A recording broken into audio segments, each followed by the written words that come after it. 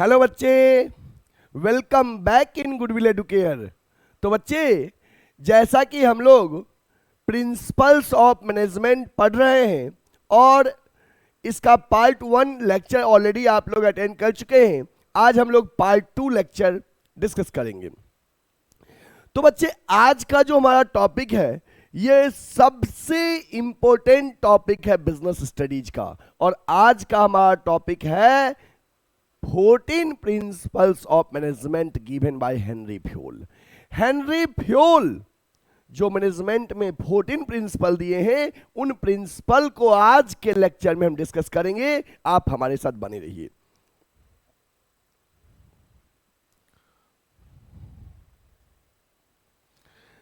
Fayol principles of management. Henry Fayol जिन्होंने management के 14 principles दिया है, और ये 14 प्रिंसिपल ऑन एन एवरेज हर तरह के बिजनेस में अप्लाई होता है। उन्हीं प्रिंसिपल्स के बारे में डिस्कस करेंगे और हेनरी फ्योल के बारे में डिस्कस करेंगे। चलिए स्टार्ट करते हैं। Father of management studies and thought. Father of management studies and thought कहता है Fayol was born in Turkey. Henri Fayol का जन्म कहां पे हुआ? टर्की में हुआ 1841 में। Henri Fayol was born in Turkey in 1841। He got the degree in mining engineering. वो माइनिंग इंजीनियरिंग का डिग्री लिए 1860 में, and started working as a engineer in a coal mining company. In 1888, he was promoted as a managing director. He was promoted as a managing director of the company. At that time, the company was in the situation of insolvency. जब ये mining director के तौर पे, mining director से managing director के तौर पे promote किए गए, उस समय कंपनी इंसॉल्वेंसी के सिचुएशन में था। He accepted the challenge and applied his managerial techniques to bring out the company from this situation, and he succeeded. When he retired after 30 years, company was a leading coal steel company with strong financial background. बच्चे, Henry Fayol का जन्म Turkey में हुआ 1841 में। वो mining engineering का degree लिए 1860 में। उसके बाद 1888 में उनको कंपनी के मैनेजिंग डायरेक्टर के तौर पे प्रमोट किया गया, और जब प्रमोट किया गया कंपनी इंसॉल्वेंसी के सिचुएशन में थे। उन्होंने उस चैलेंज को एक्सेप्ट किया और अपने मैनेजमेंट के टेक्निक सब अप्लाई किए, जिससे कि जब वो 30 साल बाद रिटायर हुए, उस समय तक कंपनी लीडिंग कोल स्टील कंपनी बन चुका था। ठीक है। Major contribution of Fuel. He made clear distinction between technical and managerial skill. He identified the main steps in the process of management which are considered the major functions of management: planning, organizing, staffing, directing and controlling, जो 5 functions हैं। He developed 14 principles of management. इन्होंने 14 principles of management develop किया है, which act as a guideline for manager to perform the managerial activities. जो 14 principal Fayol के द्वारा दिया गया है, ये गाइडलाइन का काम करता है मैनेजर्स के लिए मैनेजरियल डिसीजंस को लेने में। चलिए हम स्टार्ट करते हैं अब 14 प्रिंसिपल के बारे में।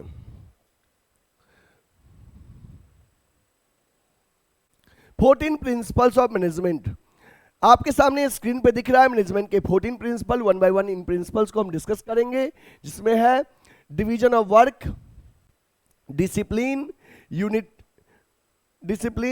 Unity of command, remuneration of person, scalar chain, equity, initiative, authority and responsibility, unity of command, यहां था unity of direction, subordination of individual interest to general interest, centralisation and decentralisation, order, stability of tenure of person, spirit de corps. इन principle के बारे में हम लोग discuss करेंगे कि ये प्रिंसिपल क्या कहता है।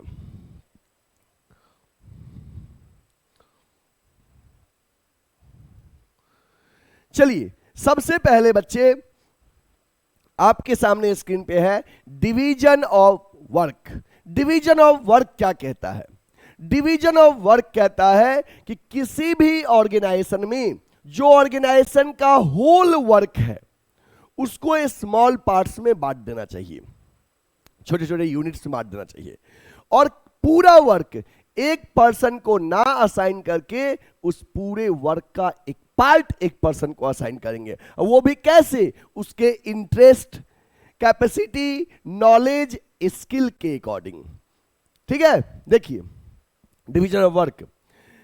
According to this principle the whole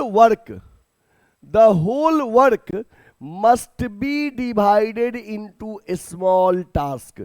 पूरे वर्क जो ऑर्गेनाइजेशन का है उसको स्मॉल टास्क में डिवाइड कर देंगे। और units, instead of assigning the whole work to one person, one task or unit of work should be assigned to one person according to the capability, qualification, experience of the person। कहा गया कि organisation के पूरे work को हम small parts में बांट देंगे और पूरा वर्क एक पर्सन को ना असाइन करके उसका एक पार्ट असाइन करेंगे। वो भी कैसे? उसके कैपेबिलिटी, क्वालिफिकेशन, स्किल, नॉलेज के according. When a person is performing a part of job again and again, he will become perfect and specialize in doing that task। कोई पर्सन जब वो काम बार बार करेगा वो उसमें परफेक्ट हो जाएगा, स्पेशलाइज हो जाएगा। And the efficiency level will improve। Fuel said not only the factory work but technical, managerial and skill jobs should also be divided into a small segment for specialization। Fuel ने कहा कि केवल factory work ही नहीं, technical या managerial work भी small parts में divide करेंगे जिससे कि स्पेशलाइजेशन आएगा। Positive effects of principle of division of work. अगर बच्चे हम लोग principle of division of work को फॉलो करें तो क्या क्या इसके पॉजिटिव इंपैक्ट्स हैं? देखिए, अगर हम इस प्रिंसिपल को फॉलो करेंगे तो ऑर्गेनाइजेशन में स्पेशलाइजेशन आएगा कि जब कोई पर्सन सेम वर्क बार बार करेगा तो वो उस काम में एक्सपर्ट हो जाएगा। इंप्रूव्स इफिशियंसी, कि ऑर्गेनाइजेशन में पर्सन उसी काम को बार बार करेगा तो स्पेशलाइज तो होगा ही, और साथ में वेस्टेज कम होगा रिसोर्सेज का, उसका इफिशियंसी बढ़ेगा, काम को जल्दी परफॉर्म करेगा। Consequences of violation of this principal. बच्चे, अगर इस प्रिंसिपल को हम फॉलो नहीं करते हैं तो इसके क्या परिणाम होंगे, क्या इसके कंसिक्वेंसेज होंगे? तो लैक ऑफ इफिशियंसी नहीं रह जाएगा, there will be no specialisation and there will be duplication of work का डुप्लीकेशन होगा। चलिए आप लोग इसको नोट करिए।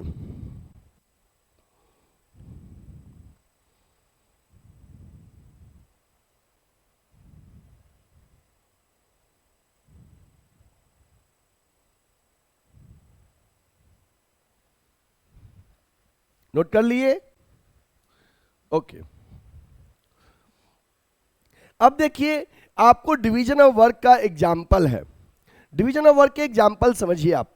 जैसे बच्चे, बैंक में आप जाओगे, बैंक में तो आप बैंक में देखते हो कि डिफरेंट पर्सन्स हैं जो वर्क ऑर्गेनाइजेशन का डिफरेंट पर्सन्स में डिवाइड कर दिया गया है। कोई पर्सन क्या करता है? कैश रिसीव करता है बैंक में।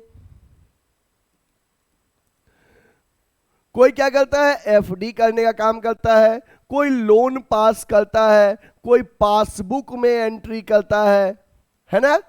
और कोई कस्टमर के ग्रीवियंसेस के को सुनता है।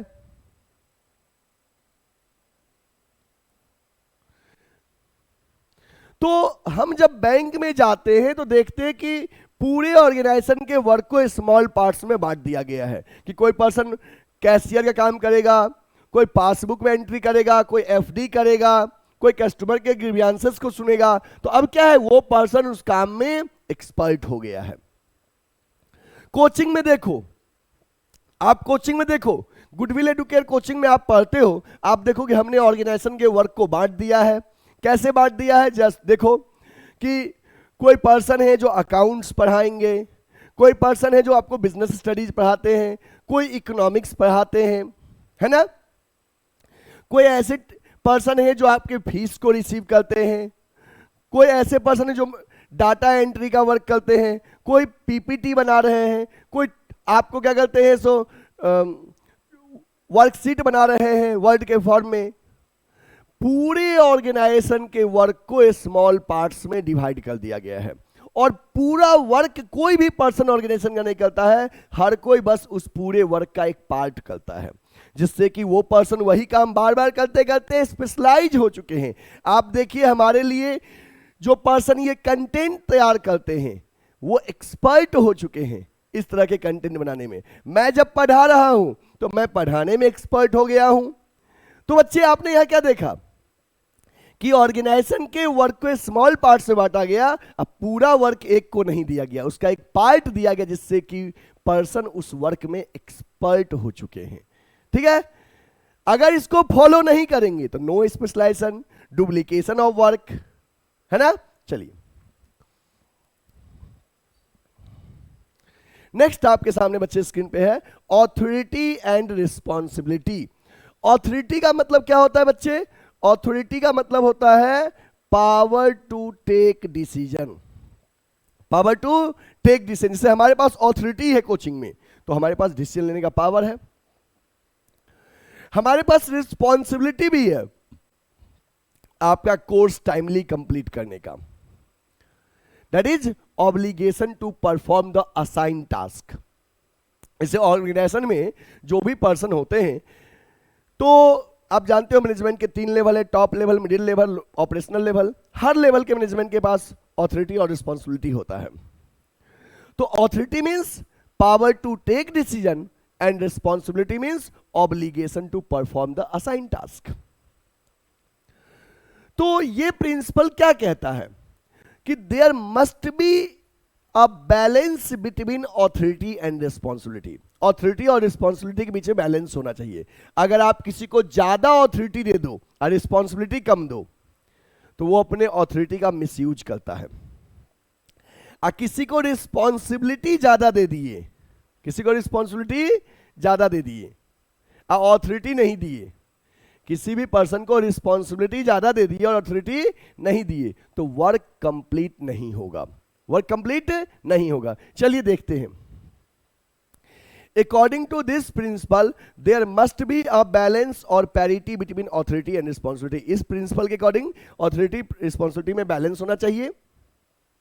Excess of authority without matching responsibility may bring negative result, and excess of responsibility without matching authority will not allow the worker to complete the job on time. Responsibility ज़्यादा दे दोगे, authority नहीं दोगे तो worker work timely complete नहीं करेगा। An organization should build safeguard against misuse or abuse of managerial power.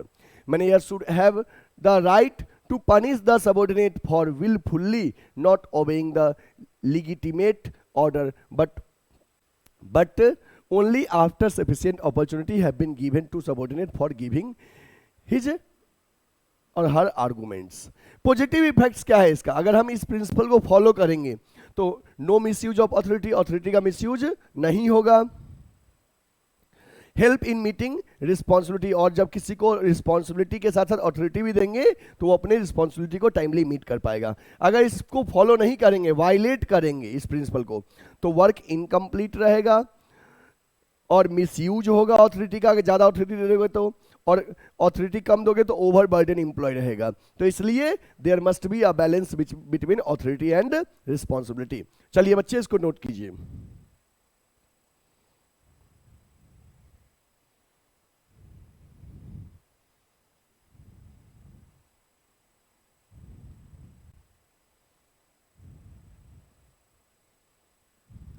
Note कर लिए?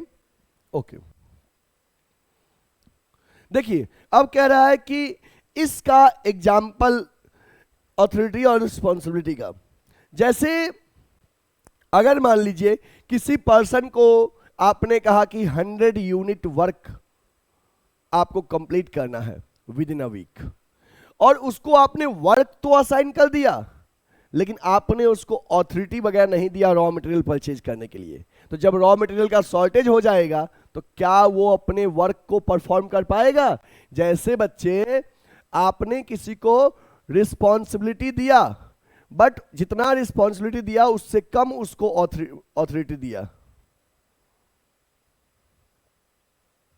एक सेकेंड, रिस्पॉन्सिबिलिटी ज्यादा दे दिया और ऑथोरिटी कम दिया। रिस्पॉन्सिबिलिटी आपने दिया बट ऑथोरिटी लेस दिया, तो जिससे कि वर्क में क्या होगा? डिले होगा, वर्क में डिले होगा। और किसी को आपने रिस्पॉन्सिबिलिटी कम दिया और ऑथोरिटी ज्यादा दे दिया पर्सन को, तो क्या होगा? मिसयूज होगा ऑथोरिटी का। क्या होगा? Misuse of authority.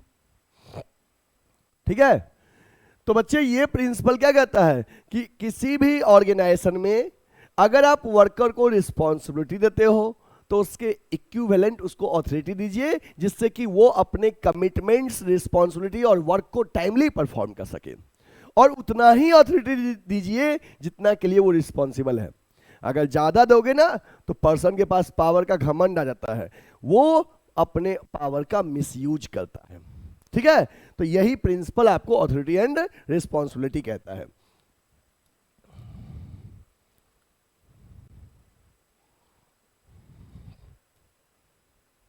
नेक्स्ट है बच्चे आपका डिसिप्लिन। डिसिप्लिन क्या कहता है? डिसिप्लिन कहता है कि ऑर्गेनाइजेशन में सुपीरियर और सबऑर्डिनेट दोनों पर्सन अपने अपने कमिटमेंट्स को मीट करे। डिसिप्लिन का रूल सब पे अप्लाई होता है, चाहे वो सुपीरियर हो चाहे सबऑर्डिनेट हो। ये नहीं कि सबऑर्डिनेट पे अप्लाई हो रहा है सुपीरियर पे अप्लाई नहीं हो रहा है, ऐसी बातें नहीं है। चलिए देखते हैं इसके बारे में। Discipline refers to following code of conduct, rules, regulation of employment agreement, good superior at all level. Following code of conduct, rules, regulation of employment and good superior at all level. ये जो बातें करता है बच्चे, इसके बाद कह रहा है clear and fair agreement among superiors, subordinates and superior. Clear और फेयर एग्रीमेंट, जो सुपीरियर सबऑर्डिनेट में होगा वो क्लियर और फेयर एग्रीमेंट होना चाहिए। Meeting commitments at all level, judicious applications of penalties. Fuel insist that discipline is required at superior as well as subordinate. The disciplinary rule shall not be applicable only for subordinate. केवल subordinate पे apply नहीं होगा बल्कि superior पे भी apply होगा। Positive effect of this principle, इस principle का पॉजिटिव इफेक्ट क्या है कि systematic working in the organisation. जब हम इसको फॉलो करेंगे तो ऑर्गेनाइजेशन सिस्टमैटिकली वर्क करेगा, इफिशिएंसी इंप्रूव होगा। अगर इसको फॉलो नहीं करेंगे तो डिसऑर्डर होगा, कंफ्यूजन होगा, केओस होगा, वेस्ट रिसोर्सेस का वेस्टेज होगा।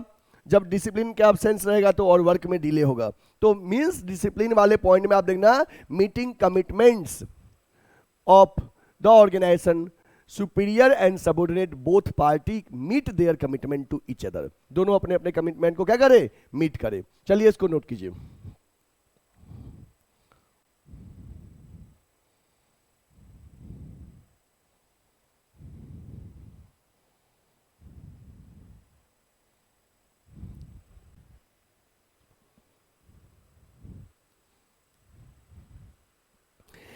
इसका एग्जाम्पल समझो, जैसे कि employ in the organisation must meet their commitments with the organisation. कि एम्प्लॉय जो है अपने ऑर्गेनाइजेशन से, सुपीरियर से जो कमिटमेंट किया है कि हम इतना घंटा काम करेंगे, टाइमली आएंगे, तो उसको मीट करना चाहिए।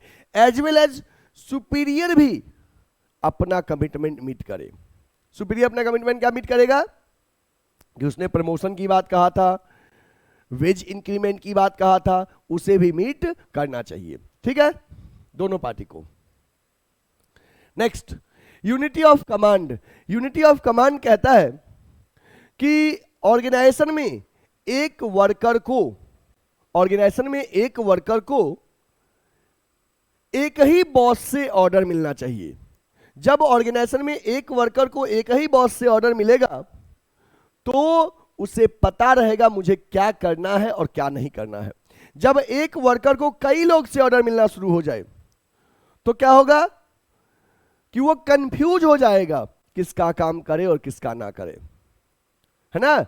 There must be clarity in the work, who will give order to whom, कौन किसको ऑर्डर देगा। एक वर्कर को एक ही बॉस से ऑर्डर मिलेगा। इसका मतलब ये नहीं कि एक बॉस एक ही को देगा, ऐसी बात नहीं कह रहा हूं। एक बॉस कई लोग को ऑर्डर दे सकता है, बट एक वर्कर को एक ही बॉस से ऑर्डर मिलेगा। This means an employ should have only one boss and follow his command. If employee has to follow more than one boss, there begins a conflict of interest and create confusion. जब employee को कई boss से order मिलेगा तो conflict of interest होगा और confusion होगा. This principle clearly defines the need to know where the employee takes the order and to whom he must report. If an employee receive the order from one और मोर manager, यदि employee को एक या एक से अधिक manager से order मिलेगा, कंफ्यूजन एंड समटाइम्स कंफ्लिक्ट में occur. Following the this principle reduce the chance of making mistake. Positive impact क्या है कि कंफ्यूजन नहीं होगा इंप्लॉय के माइंड में, ईगो क्लैश नहीं आएगा और इंप्रूव्स इफिशिएंसी इन वर्किंग। अगर इसको नहीं फॉलो करेंगे, वायलेट करेंगे, तो क्या होगा बच्चे? कंफ्यूजन होगा इंप्लॉय के माइंड में, सबऑर्डिनेट एक्सक्यूज दे देगा और ईगो क्लैश आ जाएगा आपस में। ठीक है, जैसे यहां पे देखिए कि ये सब वर्कर हैं, एक ही बॉस से ऑर्डर मिल रहा है। चलिए आप इसको नोट कीजिए।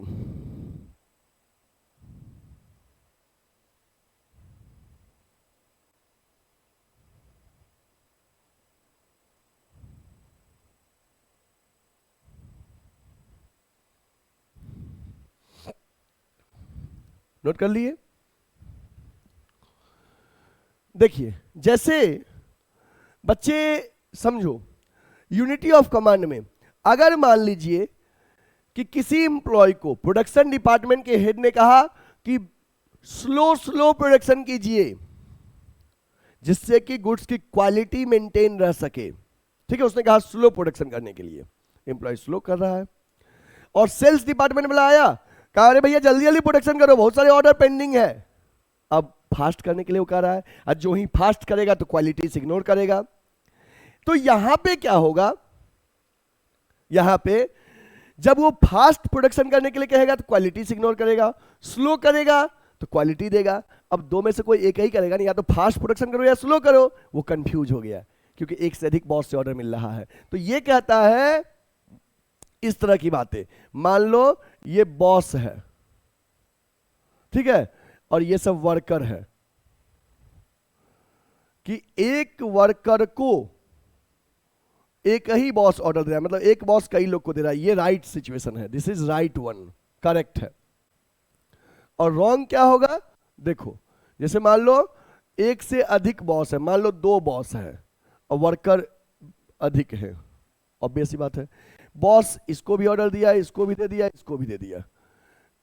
इसके बाद ये बॉस इनको भी ऑर्डर दिया, इनको भी ऑर्डर दिया और इनको भी दिया। This is wrong one. कि यहां पे देखो एक वर्कर को दो दो बॉस से ऑर्डर मिल रहा है, ये कंफ्यूज हो जाएगा। यहां पे एक वर्कर को एक ही बॉस से ऑर्डर मिल रहा है, ये सही सिचुएशन है। ठीक ना?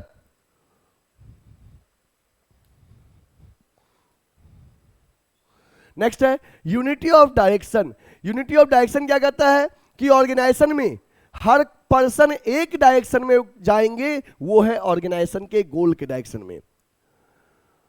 One unit means one plan, हर पर्सन ऑर्गेनाइजेशन के गोल के डायरेक्शन में वर्क करे। चलिए देखते हैं क्या कह रहा है। Closely unity of direction closely tied to the unity of command.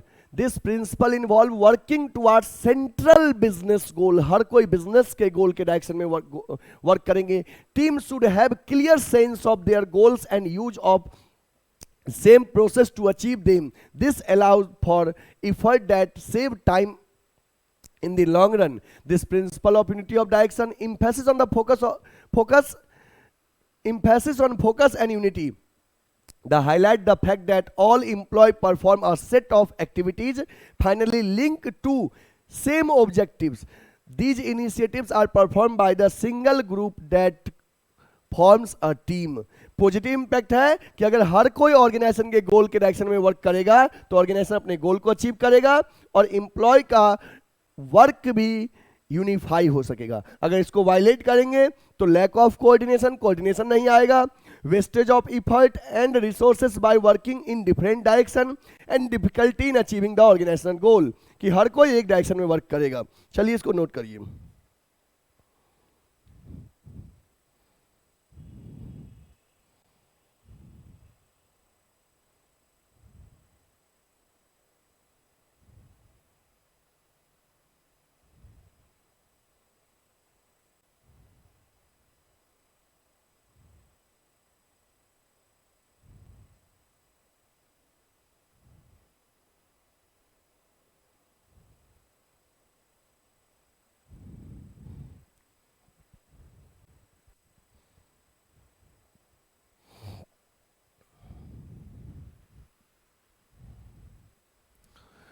Unity of direction का एग्जाम्पल देखिए।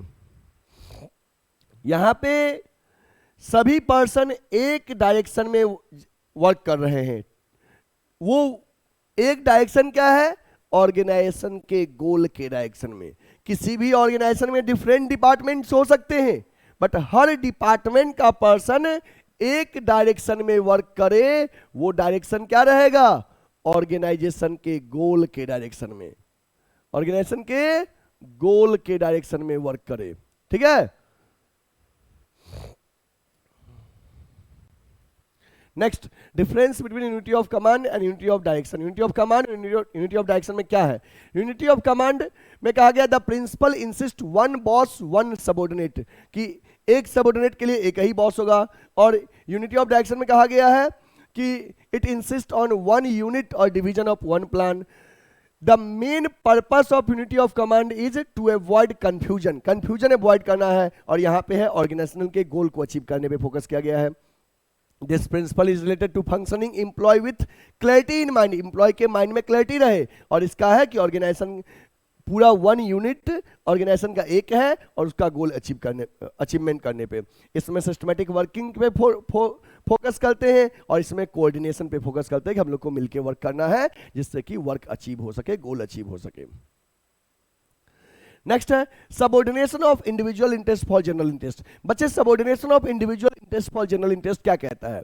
यह प्रिंसिपल कहता है कि ऑर्गेनाइजेशन में इंप्लॉय का जो इंटरेस्ट है वो ऑर्गेनाइजेशन के इंटरेस्ट से नीचे है। पहले organisational interest must supersede over the individual interest, कि अगर किसी इंडिविजुअल को ऑर्गेनाइजेशन के इंटरेस्ट को अचीव करने के लिए खुद के इंटरेस्ट को सेक्रीफाइस करना पड़े तो करना चाहिए।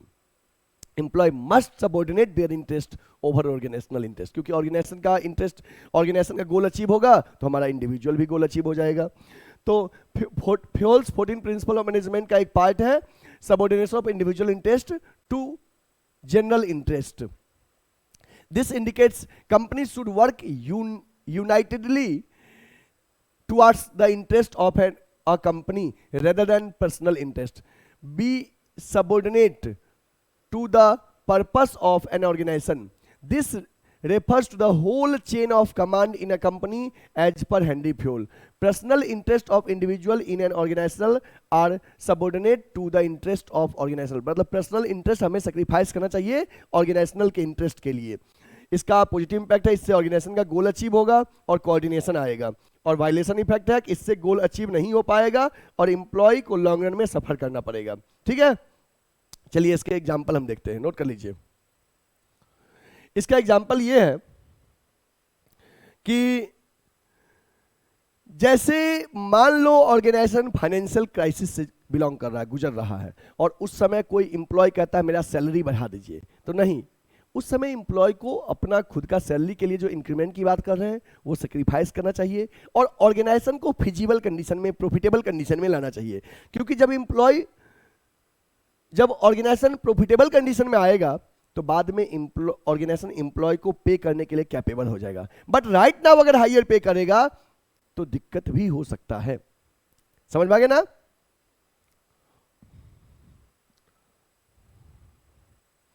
नेक्स्ट है रिम्यूनरेशन ऑफ पर्संस। ये प्रिंसिपल क्या कहता है? रिम्यूनरेशन ऑफ पर्संस, ये प्रिंसिपल आपको कहता है कि किसी भी ऑर्गेनाइजेशन में एम्प्लॉय को फेयर रिम्यूनरेशन प्रोवाइड करना चाहिए। जब हम एम्प्लॉय को उसके वर्क के अकॉर्डिंग फेयर रिम्यूनरेशन प्रोवाइड करेंगे, जब हम एम्प्लॉय को उसके वर्क के अकॉर्डिंग फेयर रिम्यूनरेशन प्रोवाइड करेंगे तो वो सेटिस्फाइड रहेगा, और सेटिस्फाइड रहेगा तो अच्छे से काम करेगा। अंडरपेड एम्प्लॉय कभी भी अपना बेस्ट नहीं दे सकता है।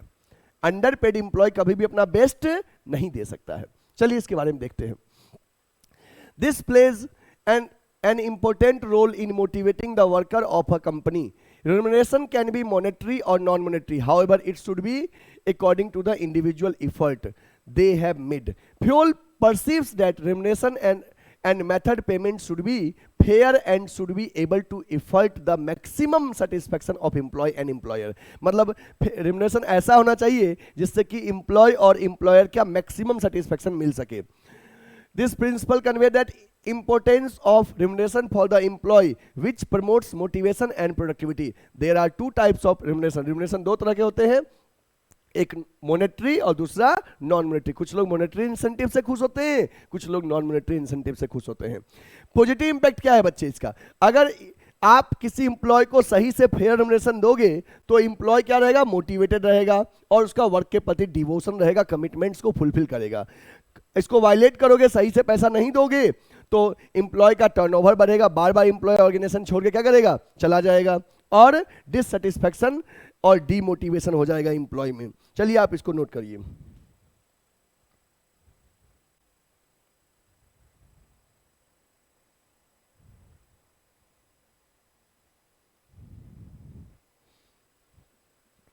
ओके, इसके आप एग्जाम्पल देखिए। जैसे इंप्लॉय ऑफ द मंथ, आप महीने के आखिरी में इंप्लॉय को क्या कर सकते हो? रिकॉग्नाइज कर सकते हो कि हाँ ये इंप्लॉय हमारा बेस्ट है, इसने हमें इतने आउटपुट दिया प्रोडक्शन करके। इसके बाद अगर ऑर्गेनाइजेशन में बहुत ज़्यादा प्रॉफिट होता है तो उन सरप्लस में से भी ऑर्गेनाइजेशन, उन सरप्लस प्रॉफिट में से भी आप इंप्लॉय को कुछ दे सकते हो। ज़्यादा प्रॉफिट हो रहा है तो क्यों? उसको मोटिवेट रहेगा वो। तो ये प्रिंसिपल इतना ही कहता है कि इंप्लॉय को सही से पेमेंट करना चाहिए जिससे कि वो मोटिवेटेड रहे और अपना बेस्ट दे। Next, centralization and decentralization. बच्चे, सेंट्रलाइजेशन का मतलब होता है concentration of power in the hands of top level management. मतलब centralization means concentration of power in hands of top level management. और डिसेंट्रलाइजेशन का मतलब क्या होता है? Evenly distribution of power at each and every level of management. तो ये principal कहता है सेंट्रलाइजेशन एंड डिसेंट्रलाइजेशन कि ना ही ऑर्गेनाइजेशन में कंप्लीटली सेंट्रलाइज होना चाहिए और ना ही कंप्लीटली डिसेंट्रलाइज होना चाहिए। अगर छोटा ऑर्गेनाइजेशन है तो वहां पे सेंट्रलाइजेशन बेस्ट है, बड़ा ऑर्गेनाइजेशन है तो वहां पे डिसेंट्रलाइजेशन है। वहां पे केवल की डिसीजंस के लिए सेंट्रलाइजेशन होना चाहिए। अगर हम इसको फॉलो करेंगे तो सेंट्रलाइजेशन और डिसेंट्रलाइजेशन दोनों का बेनिफिट मिलेगा और डिसीजन फास्ट होगा ऑपरेशनल लेवल पे। नहीं फॉलो करेंगे तो डिसीजन में डिले होगा और कंप्लीट डिसेंट्रलाइजेशन से अथॉरिटी का मिसयूज हो जाता है। जैसे यहाँ पे देखो, ये सेंट्रलाइजेशन है और ये डिसेंट्रलाइजेशन है। तो इसके बारे में कहा गया है, centralisation refers to how involve employ are in decision making process. Manager should aim for suitable balance. Fayol defines that lowering the importance of the subordinate role, lowering the importance the subordinate role। Decentralisation, जैसे centralisation में subordinate का role कम रहेगा और decentralisation में subordinate का भी role ज्यादा रहेगा। ठीक है, नोट कर लीजिए।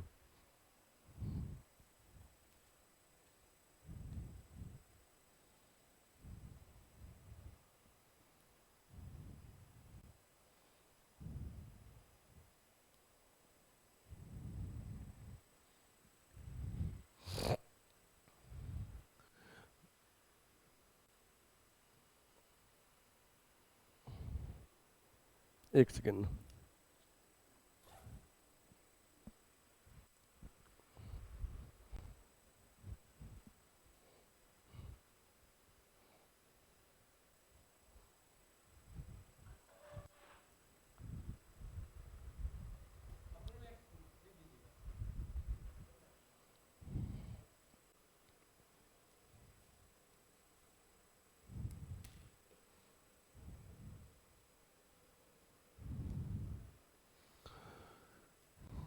यहां पे नेक्स्ट हमारा है principles of scalar chain. Scalar chain क्या कहता है? स्केलर चेन कहता है कि ऑर्गेनाइजेशन में जो ऑथोरिटी और रिस्पॉन्सिबिलिटी का चेन है ये प्रॉपर होना चाहिए। जैसे कि ऑर्गेनाइजेशन में कोई पर्सन किसी से कम्युनिकेट करना चाह रहा है तो वो प्रॉपर सीक्वेंस में कम्युनिकेट करे। जैसे A B C D E F G H I। यदि D जो है H से कम्युनिकेट करना चाह रहा है, यदि D H से कम्युनिकेट करना चाह रहा है, he must follow the path of C B A F G H, जिससे कि जब प्रॉपर सीक्वेंस में कम्युनिकेशन होगा तो इससे आपको ऑर्गेनाइजेशन में कम्युनिकेशन गैप नहीं होगा, इससे कम्युनिकेशन गैप नहीं होगा। और बट इमरजेंसी में कहा कि आप डायरेक्ट बात कर सकते हो, इसको बोलते हैं गैंग प्लांक। क्या बोलते हैं? गैंग प्लांक, इमरजेंसी में। ठीक है, तो इसमें कहा गया है the term scalar chain refers to an organisation hierarchy, organisation के हायरार्की की बात किया गया है। Fayol posited that each employee should understand his or her position within the larger structure of business. Each member of the organization has a certain amount of authority with leadership having the most and entry level employee having the least.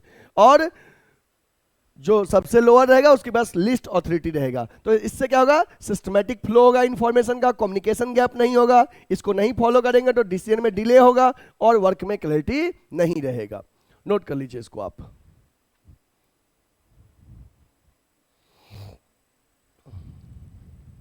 इसका example हमने बता ही दिया। जैसे देखो यहाँ पे ये upward communication है, ये डाउनवर्ड कम्युनिकेशन है। अगर ये लोग आपस में कम्युनिकेट करना चाहते हैं तो ये लोग एक प्रॉपर पाथ को फॉलो करें। अगर मान लो 3 जो है C से कम्युनिकेट करना चाह रहा है तो ये पाथ को फॉलो करे इस तरह से।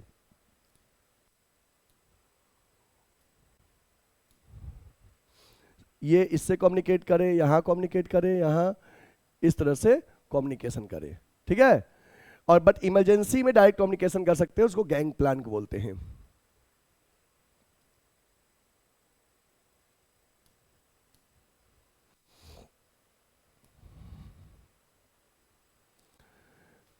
Principal of order, principal of order क्या कहता है?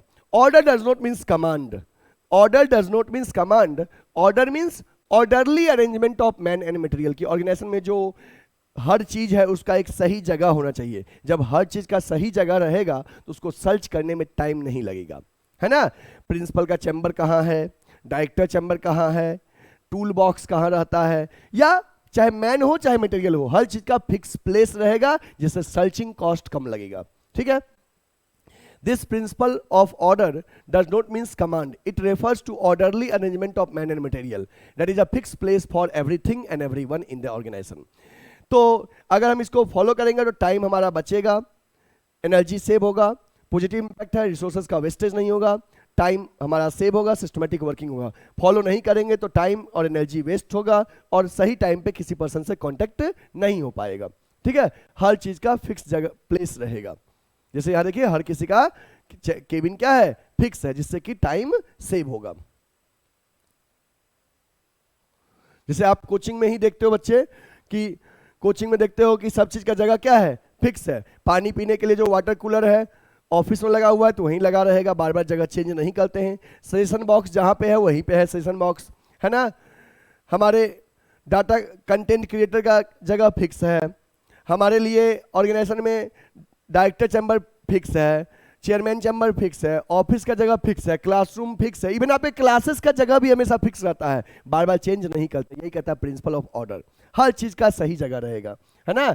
यहाँ पे देखो बैंक वगैरह में हर, चाहे कैशियर हो चाहे पासबुक अपडेटर हो, हर लोगों का जगह फिक्स है। घड़ी देखो जगह फिक्स है, हर चीज का जगह फिक्स रहेगा, चाहे मैन हो चाहे मटेरियल हो। यही प्रिंसिपल ऑफ ऑर्डर कहता है। Next, principle of equity.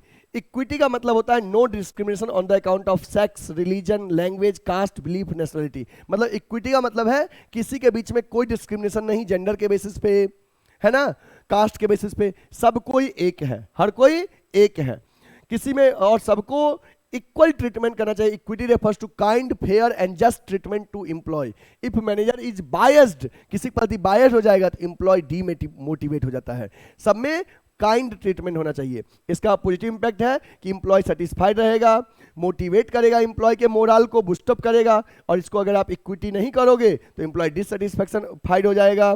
Turnover, आपका एम्प्लॉय टर्नओवर बढ़ेगा। इंक्रीज इन टर्नओवर, तो increase in employ turnover, increase in employ turnover, employ turnover बढ़ेगा और अनहेल्दी रिलेशन रहेगा सुपीरियर और सबऑर्डिनेट के बीच में।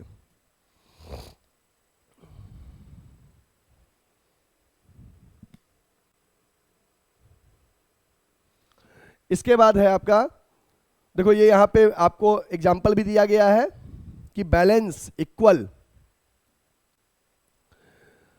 Stability of tenure of personal. इसमें कहा गया है कि किसी भी पर्सन को ऑर्गेनाइजेशन में बार बार प्रमोशन ट्रांसफर नहीं करना चाहिए। फ्रिक्वेंट ट्रांसफर वगैरह करने से एम्प्लॉय डीमोटिवेट हो जाता है। उसको एक जगह पे स्टेबिलिटी देना चाहिए जिससे कि वो वर्क सही से कर सके। फ्रिक्वेंटली यहाँ वहाँ ट्रांसफर करने में क्या होता है ना, या प्रमोशन करने में एम्प्लॉय वर्क को सीख नहीं पाता है, और सीख नहीं पाता है उसका मोरल क्या हो जाता है, लो हो जाता है। सीख नहीं पाता तो मोरल लो हो जाता है। हम ही को आज दे दो अकाउंट्स पढ़ाने के लिए, कल दे दो बिजनेस पढ़ाने के लिए, परसों दे दो इकोनॉमिक्स पढ़ाने के लिए, उसके बाद कहेगा सर इंग्लिश भी पढ़ा दीजिए, तो हम हर काम अच्छे से नहीं कर सकते हैं ना, है कि नहीं है। या तो कोई भी पर्सन को एक वर्क पे एक स्टेबलाइज रहना चाहिए जिससे कि उसका इफिशिएंसी बढ़े। बार बार फ्रिक्वेंटली प्रमोशन ट्रांसफर नहीं करना चाहिए। अगर ऐसा इस प्रिंसिपल को फॉलो करोगे तो एम्प्लॉय सेटिस्फाइड रहेगा, मोरल बूस्टअप होगा। नहीं करोगे डिससेटिस्फाइड होगा, एम्प्लॉय टर्नओवर बढ़ेगा और अनहेल्दी रिलेशन एम्प्लॉय के बीच में आएगा। ठीक है।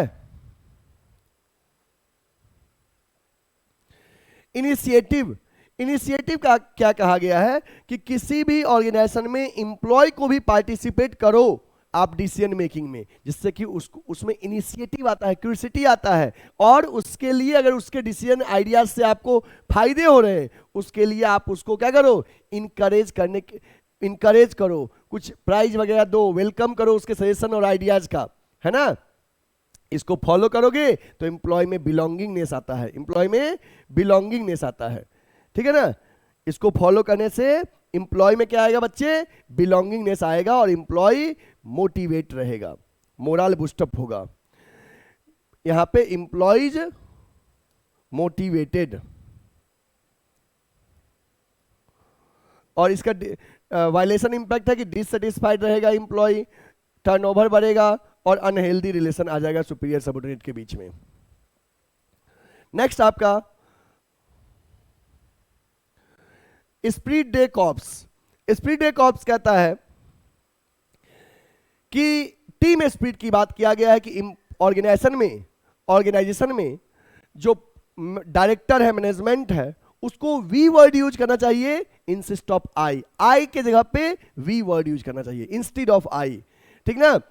उसको टीम स्पिरिट की बात करना चाहिए। जब वो एनुअल मीटिंग में ऑर्गेनाइजेशन के अचीवमेंट की बात कर रहा था, ये नहीं कहना चाहिए कि मैंने ऐसा किया, मैंने वैसा किया, ऐसे नहीं, हमने ऐसा किया, है ना। जैसे मान लो मैं ही अगर बात करूं कि जब सीयूटी का रिजल्ट आता है, क्लास 12 के बच्चों का रिजल्ट आता है, तो हम बार बार बोले कि मैंने ऐसे पढ़ाया, मैंने वैसे पढ़ाया, नहीं, हम लोगों ने ऐसे किया। तो हम लोग जब हम बोलेंगे तो हमारे जो बाकी हमारे साथ और भी टीम मेंबर है उनको लगेगा बिलोंगिंगनेस आएगा, उनमें भी उनको लगेगा उनकी भी चर्चा हो रही है, अदरवाइज उनको लगेगा अपनी ही तारीफ कर रहे हैं। तो बॉस ऑर्गेनाइजेशन का या जो मैनेजमेंट है वो वी वर्ड यूज करे instead of I. Management encourage and promote the team spirit, unity and harmony, this will bring coordination and cooperation in the organisation. A manager should replace I with we. This will give rise to mutual trust and belongingness among the team members. It will minimize the need of using penalties. ठीक है। इससे क्या होगा बच्चे, team spirit बढ़ेगा, organisation अपने गोल को achieve करेगा। वायलेशन इंपैक्ट है, टीम गोल अचीव नहीं होगा, टीम स्पिरिट कम होगा और स्ट्रेस ज्यादा आएगा। ठीक है, अगर वायलेट करोगे तो। ये आपका फ्यूल का 14 प्रिंसिपल है। और इस तरह से बच्चे हमारे आज के 14 प्रिंसिपल कंप्लीट हो गए। आई होप आपको समझ में आया होगा। अभी हमें कमेंट में आप जरूर बताइएगा कि आपके स्कूल में हाफ ईयरली एग्जाम में कहां तक चैप्टर्स आ रहा है और कौन सा बुक आपके स्कूल में चल रहा है, कमेंट में जरूर बताइएगा, ठीक है। और अगर आप चैनल को अभी तक लाइक और सब्सक्राइब नहीं किए हो, सब्सक्राइब कर लीजिए। थैंक यू, फिर मिलते हैं नेक्स्ट क्लास में आपसे।